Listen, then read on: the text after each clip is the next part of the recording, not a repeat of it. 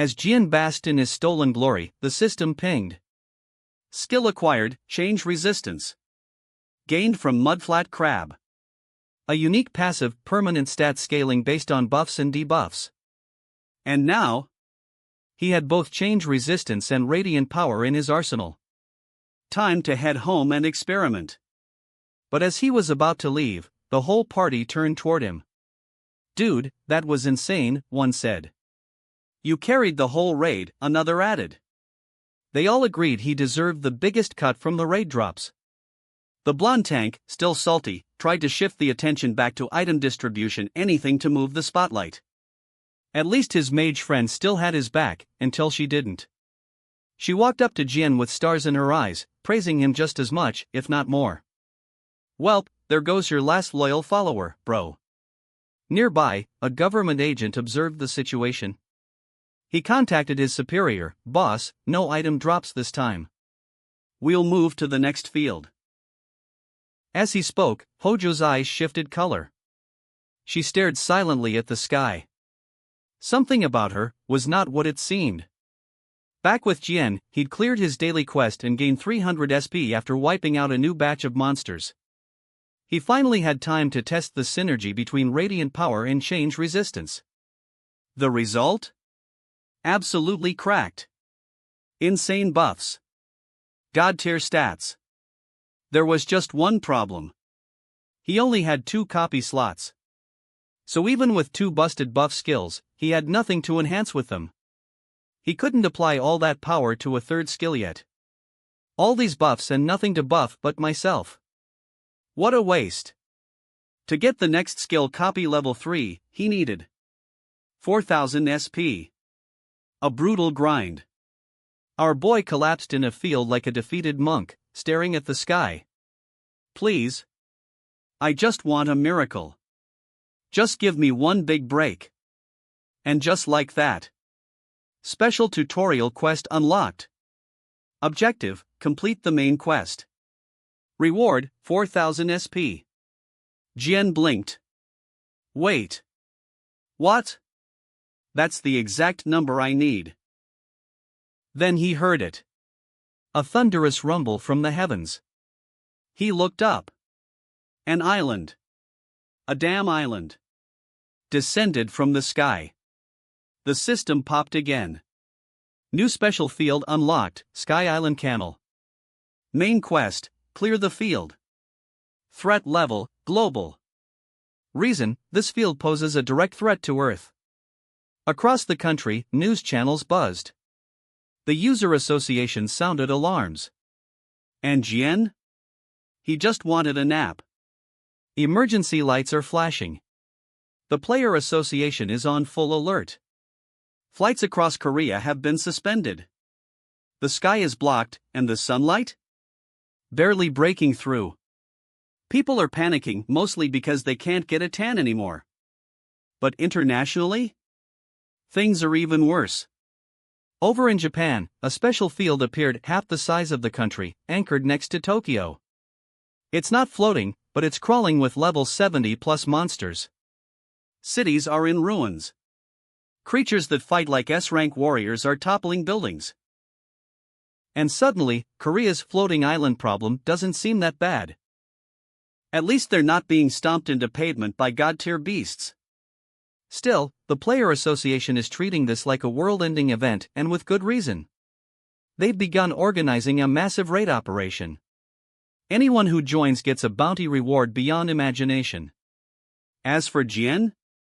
He's chillin'. Sitting in a quiet corner, casually poking at his system window like he's trying to find a glitch in a mobile gacha game.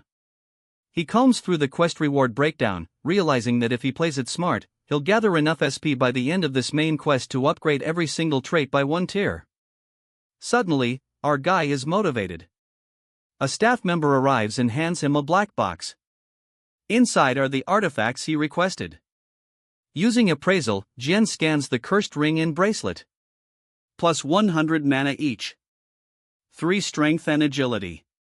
Individually, they're underwhelming. But together? Plus 400 mana. That's a huge deal for a mage-type user like him. He's willing to trade a bit of muscle for more magical mayhem. Now he's wondering if he should stack on mid-range armor too. He asks for the price. The vendor doesn't even blink. Korean 1400 million. Jian's soul momentarily leaves his body. But like a true professional, he nods calmly, walks out the store, and dies a little inside. Fast forward. Jian and a group of players stand outside the Sky Island field entrance. He gave up on his underperforming glasses and bought a body cam instead. Much better. Why didn't I do this in the first place? Smart as always, he checks the forums. Bad idea. The community is melting down. Posts are flooding in. Flying monsters one-shotting tanks. Oxygen levels too low. Forum admins issue warning, melee warriors, stay out. Looks like this F-rank mission isn't exactly F-rank. Jian, ever the skeptic, rolls his eyes. Everyone always overreacts. And then the teleport pulls him in. The moment he lands on Sky Island Canal, he's stunned. The terrain is wild. Breathtaking. It's like stepping into a high-budget open-world RPG. He's taking it all in until a scream shatters the silence. Jian whips around. In the sky, one player is being dragged by a griffin-like monster, sobbing in mid-air. Then, like a cruel joke, the monster drops him. The body hits the ground. Dead. Instantly. Jian's eyes narrow. Dozens of flying beasts begin circling. He clenches his fists. All right. You want fire chicken? I'll cook you alive. But to his surprise, they ignore him completely. Instead, they dive toward a tank duo nearby. It's her. The S-rank mage and her brother. The same duo that had tried recruiting him before. The creatures charge, but the tank's shield barrier holds strong, blocking every hit. That moment of defense opens a window. The mage steps up, charges her power, and unleashes Firestorm. It roars out like a wave of vengeance, incinerating every creature mid-air. Jian stands there, slack-jawed. Okay, she's cracked. He wasn't expecting this level of damage output, not here, not in this low T. She, on the other hand, is unimpressed. Too easy, she mutters. Her brother warns her not to drop her guard. Jian just watches and reassesses everything. So these two might actually be monsters in disguise. And now he has a real choice. Jump in, or keep soloing while the gods flex around him. Jian already had a fireball in his toolkit, but seeing Hai's Firestorm tear through monsters like a volcanic cannonball. Well, the greed kicked in. Should I copy that too? Tempting, very tempting. But before he could make a move, Hai shouted at her brother, half mocking, half serious. If we had a proper healer, I wouldn't have gotten torn up last time. She wasn't just talking about anyone. She meant him. The guy she couldn't recruit before, the one now struggling to fend off tiny slime monsters, stuck to his expensive boots like bubblegum. Oh crap, Jian muttered. She saw him. They saw him. Hai called out with a teasing smile, is our amazing healer busy right now? Jian's face turned to despair. The slimes clung to him like overexcited pets, and his image? Gone. The tank brother just stared in disbelief. Please, sis, can we stop obsessing over this clown? But to his horror, Hai was grinning ear to ear. Still clearly crushing on Jian. She marched up to him, playful as ever. Seems like fate wants us in the same party again. That was bad news. Jian had planned to solo this whole mission and more importantly, hide his real powers. In her eyes, he was still just a healer. Hai assured him, don't worry. I'll carry you through this. Realizing he had no way out, Jian agreed. Sure, I'll join the team. But first, he needed to copy a healing skill to keep up the act. So he came up with the classic escape move. Be right back. I need to use the bathroom. Except, there were 0 places to hide on this floating island. Jian realized too late that his excuse was paper thin. He needed a video to copy the skill and nowhere to watch it discreetly. Still, he committed to the lie, fumbling around, hoping no one noticed. Am I becoming the villain of my own disguise? Moments later, the squad was attacked again. This time, the monsters had gotten smarter. Flying beasts began hurling boulders at the tank's shield barrier. Then came a stampede of sky rhinos, ready to squash everything. Jian braced himself, but Hai stepped forward. With a wink, she activated Firewall, Fire Rain, Fire Spear. Triple casted. The battlefield turned into a barbecue. All enemies wiped clean. Jian just stood there, baffled. Do I even need to be here? Once the flames died down, he cautiously asked, so, do all S-rank users have this many skills? Hai explained with a smile, most of her powers came from skill books. She bought them. A lot of them. Marching forward, the next opponent was an aquatic beast. Hai and her brother handled it easily, so Jian stood in the back. Except, it was huge. Way bigger than it was supposed to be. Wait, why is it so strong? Hai stared at him, stunned. That's stronger than my fireball. Jian panicked. Then remembered he'd activated Overcharge, a passive boost that added plus 20% damage in exchange for more mana. Trying to downplay it, Jian mumbled, that's just a defensive healer spell. Hai wasn't buying it. She asked how much mana he had. A decent amount. A total lie. He had enough to cast 13 more fireballs like that. Still, he held back. Couldn't risk exposing too much. Especially with other players nearby who were starting to whisper. Even her brother was eyeing him with suspicion now. Meanwhile, another party was dealing with slime monsters elsewhere. One dude with a bowl cut barked orders. Forget the slimes, focus on the flying threats. His teammate snapped back. If you're so brave, go fight the boss yourself, genius. Just then, the system announcement echoed. Special condition met, Sky Island boss incoming. Everyone paused. Eyes turned to the sky. Descending like a god-tier final boss came the Lord of the Sky Island, a gigachat among monsters, cloaked in power and menace. This wasn't just another field fight. This was the real deal. The moment the boss appeared, the entire field went silent. Descending from the sky like a celestial god came a being so radiant, so angelic, that players mistook him for a divine protector. Spoiler, he was not. This was the Lord of the Sky Island, and behind that holy glow was a monster built to end worlds. With a cold whisper, he activated his ultimate. Sword of the Heavens. A skill that summoned one sword for every monster killed on the island. Each sword boosted his damage by 1%. And as long as he remained on the island, he could keep raining them down. Indefinitely. Yo, this is literally Gilgamesh's Gate of Babylon, Jin thought. And then it began. A full-blown storm of swords. Hyde's brother, the tank, held his ground as blades tore through the air. His shield cracked under the endless barrage. The worst part? Even blocking his sword triggered a debuff. A 10-minute stat drain, dragging players into a death spiral. Other players weren't as lucky. They were shredded. That angelic boss was turning Sky Island into a graveyard. Jian did what he could, healed, observed, analyzed. Pulling up the boss's data, he saw the monster was level 59, with almost all skills ranked A or higher. His base stats? Terrifying. Jian blinked and gave the only logical strategy. Run the hell away.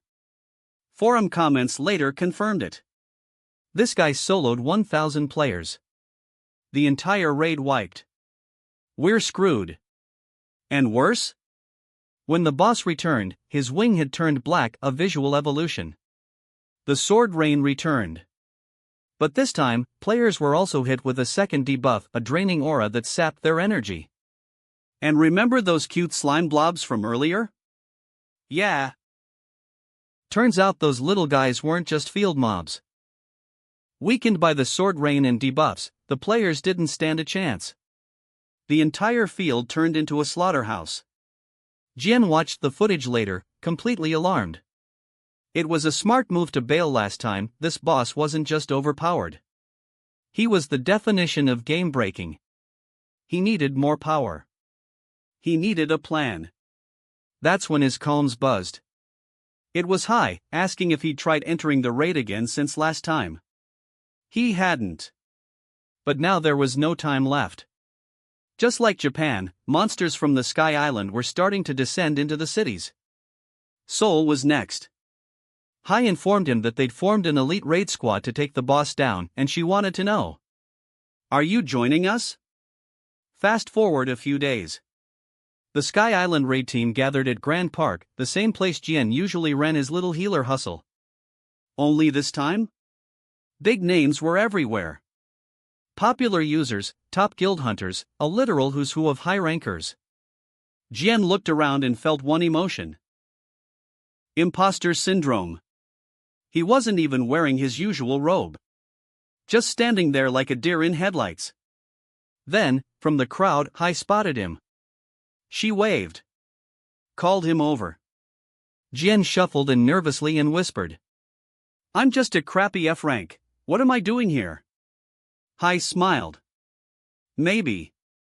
But your healing skills are anything but F rank. She was serious.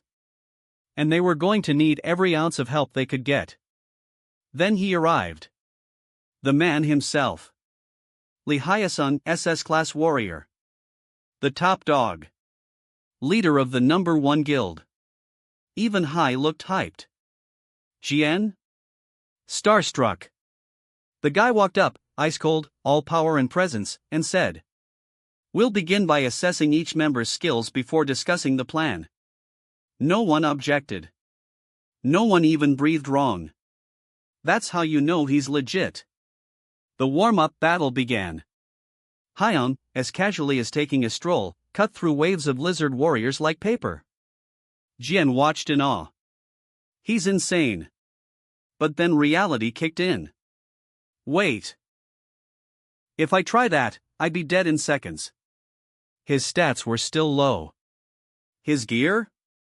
Heavily reliant on his elemental ring. But even so. Watching Haiyan swing that blade stirred something in Jian. A familiar rhythm. A feeling buried in his muscle memory. Have I done this before? Jian watched Haiyan dance across the battlefield like a bladeborn storm, cutting down monsters with elegance and rage. The idea of joining a physical battle still felt like suicide. His base stats were low, and rushing into melee was just a shortcut to the afterlife. So, he decided to stay back, focus on healing, stay alive, and maybe not die like an idiot. But inside him, a voice echoed. The voice of his past self. The one who had killed the Demon King in another world. You're wasting your potential. He watched Haiyan activate a monstrous skill. Brilliant Authority, SS rank. A skill that absorbed the stats of the last monster slain. Buffs lasted 5 minutes. Slay 10 in a row? It scaled even more. Jian's eyes lit up. That's it. That's the physical stat boost I've been searching for. He was struck by one truth. I've finally found the skill that can make me unstoppable. Just then, the boss of the warm-up field appeared, a massive poison lizard named Kinga. But Haiyan wasn't fazed. He tapped into Limit Break, a berserker mode that jumped his offensive stats by 1 entire rank. In less than a second, Haiyan's blade split the lizard in 2. The boss didn't even get to attack. One strike. Obliterated. Each player gained stat boosts from the soul absorption. The raid was cleared, just like that. Hai looked a little disappointed. I didn't even get to go off. Her brother called her ungrateful. Jian, meanwhile, was pleasantly shocked. He didn't think support players got rewards without landing a single hit. Hai corrected him. You buffed and healed. That counts toward contribution points. So, that's how support users level up so fast. For once, support felt easy. And worth it. While Hyung went over raid protocols and reward distribution, Jin zoned out. His mind was focused on something else. Catalyst, a skill he picked up from the boss drop. It seemed useful, but not as much as the real treasures. Because what really mattered were the two god-tier skills he'd copied. Brilliant Authority. Change Resistance. Now all he needed was to finally reach the third copy slot. Days passed. No raid yet. Just grinding. Grinding. Grinding. Jin was exhausted, but he pushed forward. He hunted down 120 monsters in daily quests just to accumulate enough SP. No breaks. No rest. Just that endless status window. Until finally. You have acquired 4000 SP. Skill upgrade, copy skill, level 3 activated. Boom. He did it. The grind paid off. Originally, his plan was to stack the two crab raid skills for physical buffs. But now, with Hyung's overpowered toolkit, a new strategy emerged. He wanted to run. Brilliant Authority. Change Resistance. Blood Frenzy. All buff focused, all attack amplifiers. If he could layer those onto one deadly skill like Fireball, he wouldn't just fight like Hyung. He'd surpass him. Sure, a fourth slot would be nice. But for now, 3 would do just fine. Cut to Jin grinning like a demon, staring down a monster in the field. He wasn't nervous. He was excited. Because the moment he activated those buffs and hurled his new fireball. Boom! The explosion turned the monster into ash. His aura? Lethal. His kill spree became so absurd, people on the forums took notice. Clips went viral.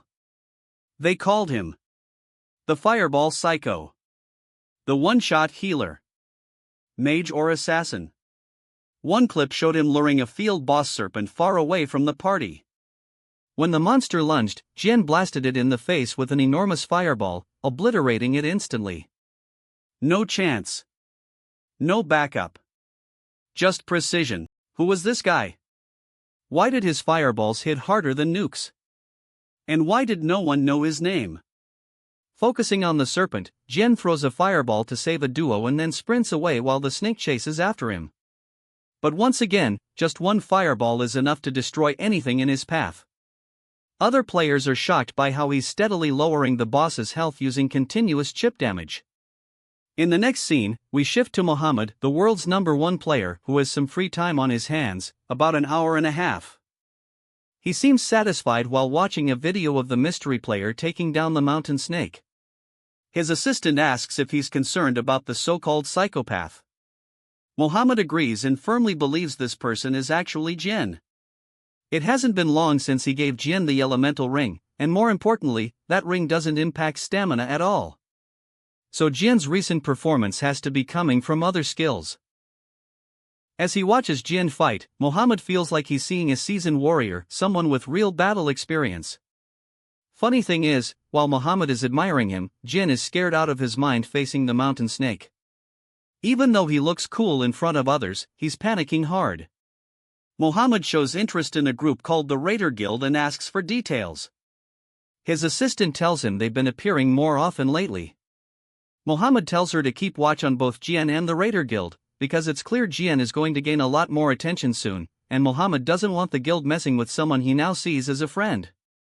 On the other side, the leader of the Raider Guild is also watching the same video of Jin under the alias of the psychopath, defeating the mountain snake. So even the Raider Guild is now keeping track of his actions, and that means Jin needs to be careful. Next, we see Jin scrolling through the latest social media posts, and he gets super annoyed when he sees a certain video. He clenches his jaw and grits his teeth, clearly angry that someone else is making money off his hard work. What bothers him more is that not even a single frame of the video shows his face, which makes him question whether he even has the right to his own image anymore. Then an idea hits him like lightning: why not upload the video himself? He quickly pulls out his phone, already thinking about how to film the footage properly. This time, he wants to monetize it and earn from it himself. He even comes up with a clickbait title that's sure to bring in views. Jian starts daydreaming about how this canal raid video could go viral and make him tons of money. He even thinks about starting a brand new account so that no one will link him to the constantly trending and widely feared psychopath identity he's known for. He imagines himself getting rich overnight from ad revenue, and pictures himself receiving a shiny gold play button just for uploading one video. Wearing a proud smirk, he gets lost in this fantasy of luxury long before any of it has happened, only to snap back to reality. Now he's wondering how he's even supposed to gather the needed materials in the middle of this pitch-black night when he can't see a thing. Just then, a B-rank daily quest pops up, listing several tasks in exchange for a buff and a random item box. Up until now, Jian has only received E or F ranked quests. So getting something this high-ranking really catches him off guard. He instantly starts regretting his decision to come out here at night, especially since he wasted the entire day sleeping just because he took down a dumb snake. He now considers completing the quest before his skills reset at midnight. He doesn't want to lose this opportunity. While thinking about it, he spots a glowing blue crystal ball on the ground and quickly picks it up. Turns out it's exactly what the quest required from the special field, so now he just needs 9 more. At first, he assumed he'd have to kill monsters to collect these, but now it's clear the quest actually wants him to search the whole area. It feels like these essence crystals are playing a weird game of hide and seek with him. He finds the quest more annoying than he expected. If it weren't for the fact that it was ranked B, he probably would have already forgotten about it, especially with how much running around he has to do just to find those glowing orbs. As Jian gets ready to continue searching, a monster eagle suddenly ambushes him from behind. The huge bird nearly tears into him, but he pulls off a quick dodge just in time, barely escaping injury. What surprises him is that the dodge didn't feel like something he pulled off with skill, it felt automatic, like something else took over. That's when he realizes it might be the combined result of using both brilliant authority and change resistance at once. Without hesitating, he fires a fireball and wipes out the eagle monster in a single hit. The blast from Jian's fireball draws attention from some nearby raiders. They start wondering who's out there hunting monsters this late at night.